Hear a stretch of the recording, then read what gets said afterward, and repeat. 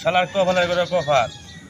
ওই দিন বড় বিয়ের লাগে ভাগ লইলাম, বাবাটা কইলাম তো বাবা বিয়ে হরাইয়া দিও, বাইরে দেখা করাইয়া দিল।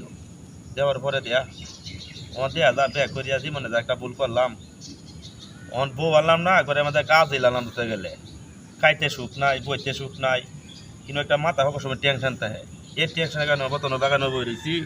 আচ্ছা কি করুন যাইব স্যার বিয়া করাইলাম, আতে ভাবা ধরলো বিয়া করাবার লাই বিয়া করাইলাম। এখন তো স্যার ঘরেও পাই না, বাড়িতেও পাই না। স্যারা যে কইতা হ্যাঁ স্যারাই জানে আর বউই জানে। আমি তো স্যার বিয়া করে আরেক বিপদে বললাম, বিশ্বাসও হয় না স্যার তাহে কই দিয়েছে কই কই আছে কই কিরে বাবা তুই গালো দেব বিয়া শাদি করাইলাম, তখন ভাই তো ভাই না, আমি ঘরও পাই না। বাবা তোমার সমস্যা কি? তুমি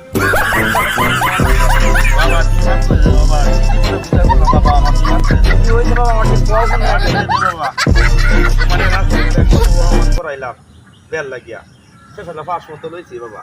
এরকম একটা বিয়ে থেকে করাইছো ঘরে মানে বেচাই না গিয়ে হারিয়া যদি কারের মতো হ্যাঁ তেও লাগে গেলে আমার লাগে অন্ধকারের মতো। বাবা। আমি তো এই জন্য কইলাম যে যুদ্ধ জড় আমি বিয়া শাদি করাই, আমি দেখে হুন্নে আসতে ধীরে করাই। তুমি তো